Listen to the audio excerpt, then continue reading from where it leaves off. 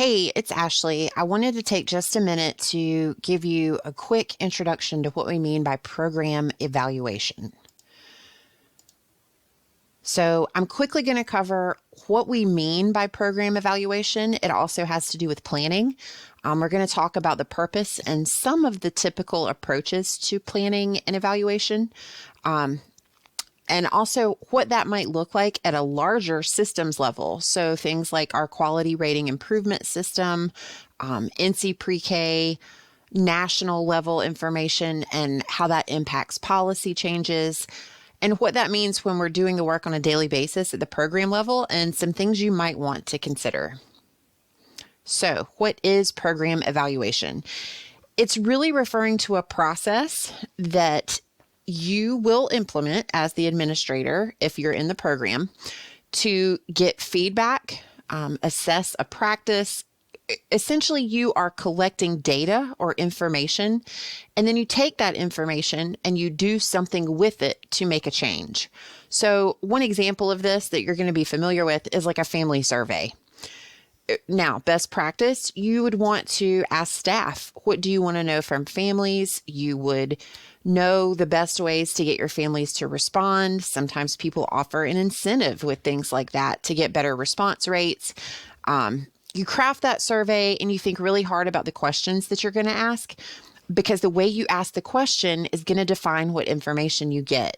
So it takes a lot of planning to really think about, what is it I want to know? What am I willing to change? What do I want to change? And what might I not even be seeing that needs to be changed? So then you would craft that survey, you would implement it, you'd take all the results, put it together, get all those teachers back together and talk through, so what do we do with all of this? At that point, you would come up with an action plan to, based on what you've learned, improve something or make changes based on what you learned in that process. Now, again, that's at the program level. So this can be something really informal. It could be more of a high stakes evaluation, which is like going through your assessment and licensing process. That's a type of evaluation. It's any sort of lens that you can look through to assess the quality or practices, ways of being, how you do things, operations, that gives you some sort of information, and then what you do with that information. So you're going to hear two words a lot: formative and summative evaluation. Formative is kind of in the process. And I've heard someone talk about these two in this way, and it helped me think about it. Formative is when you are making a soup. And let's say you pull all the ingredients out of your cabinet and you're thinking about what might taste good together, but you're tasting the soup. And then you're making changes about what you add to the soup as you're cooking. That would be a formative evaluation, tasting your soup as you're being the cook. A summative evaluation would be making that soup, serving it to your guests, and then getting feedback from all of them about what that soup tasted like. And then you're going to stop, make a plan, and change your soup next time. So summative is more of a big picture. You're getting data from more sources across the board. And a lot of times you'll hear that happening with a particular project. So let's say you signed up to be part of a mentoring process with your local partnership. When you get to the end, you might be asked to complete an evaluation. They're going to take that information and do some changes, so the next time they have that mentoring project, it's going to be better for the people who participate. So at the program level, there's three main areas that you're going to hear and think about when it comes to evaluating things. Program quality. Now, this is one of the reasons I have you dig so deep into the word quality in this course and both admin courses, is because that really doesn't mean a whole lot. Our QRIS is one example of how quality is defined, which is based on education levels, assessment participation, but quality could be looked at through so many different lenses. There's other tools in this module, like the program administration scale, that looks at the quality of your business practices and work environment. So quality can be assessed in a lot of different ways. Program outcomes might want to be evaluated. So if our mission statement says something about preparing children for social emotional success. How do you know you're doing that? You'll want to come up with some sort of tool or assessment, formative and summative, I would think, throughout, so that as children are processing or going through your program, when they leave, has there been any change in social emotional growth? Because if it's in your mission, it's definitely something you want to make sure that you're doing. And I mentioned this before, but satisfaction or feedback. These are things that you can do with staff or families, or technically any stakeholder. So let's say you are shared space with a church. Your program is sharing space and part of a church facility. You might want to get some feedback from the church on how you are communicating, just about your relationship, your business practices, whatever that might look like. So that would be an example of getting feedback from a stakeholder. And then you're going to want to think about all of these questions. What is it that you really want to know? And how do you find that out? You might even want to test your questions out on some other folks. Like, is this really getting to what I'm asking? What data points might I need to find this information? What are some different ways to collect that? Is it a survey? It doesn't always have to be. There's all sorts of things that we use for documentation to help us kind of evaluate what we want to know. And then, of course, don't ever forget, so once we have this information, what are we going to do with it? There's a lot of different ways that evaluation is used in early childhood. One is at systems levels. I've given some links here that you can go back and look at if you're interested. A lot of these have to do with, things like our QRIS across the country. So what do different QRIS systems look like? And do they really measure quality, and why or why not? What can we do with that information? And then you'll notice most of these also make recommendations of, okay, so now that we've done this evaluation, here's what we found out. Here's what we recommend as a result. A lot of times these larger systems levels evaluation results are what change policies. Program level evaluation is more what we've been talking about.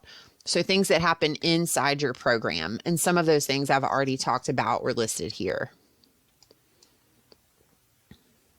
So as you're working on planning and evaluating in your program, here's some things that you definitely want to think about. Not all families are tech friendly. There are online free survey tools that make implementing a survey as far as an evaluation tool goes pretty simple, and it's great for looking at data and graphs and pretty pictures. But not all families are going to work that way. You might need a good old pencil and piece of paper and drop it in the box or seal it in this envelope type thing, which leads to confidentiality, especially when you're asking for feedback from families or staff.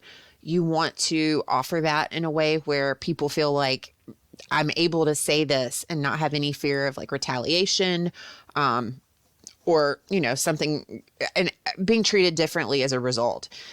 And sometimes what you find out, for depending on what that evaluation is, how can you use this publicly? I mean, if you have some fabulous things to say that you're doing, how could you use that maybe in a grant application or marketing?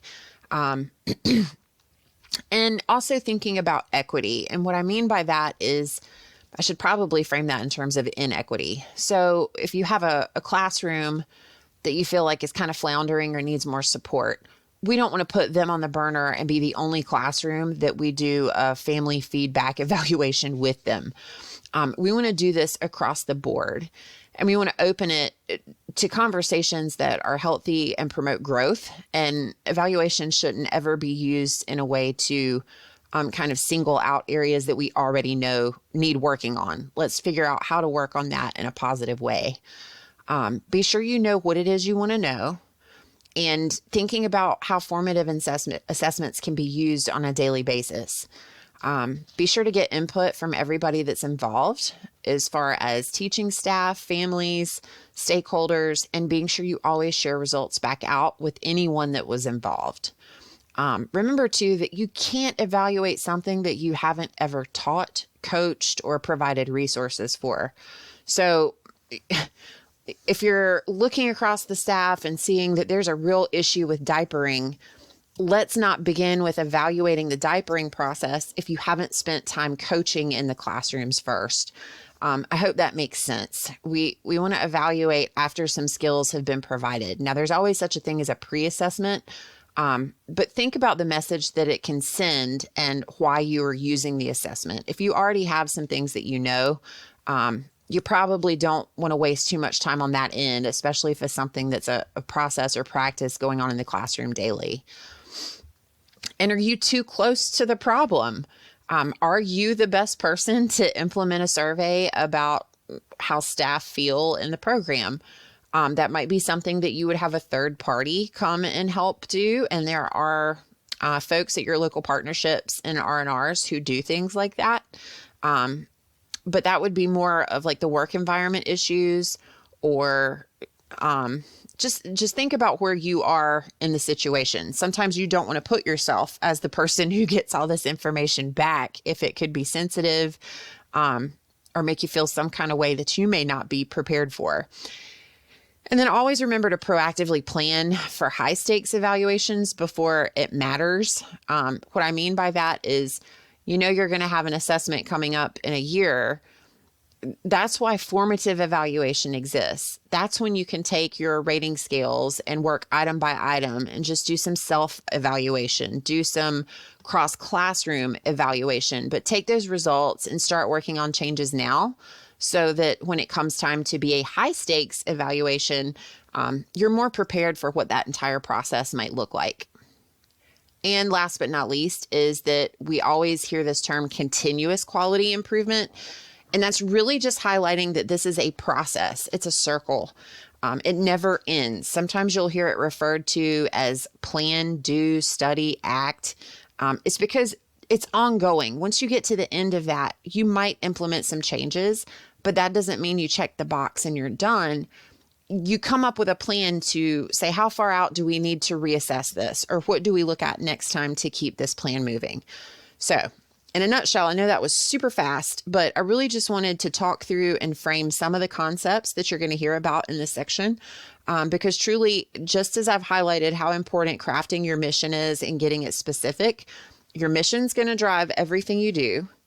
And unless you are supporting it and evaluating it, assessing it, planning for improvement, you'll never be able to guarantee that it'll be there. So one of the biggest roles in administration is always being on top of program planning, improvement, and continuous quality improvement.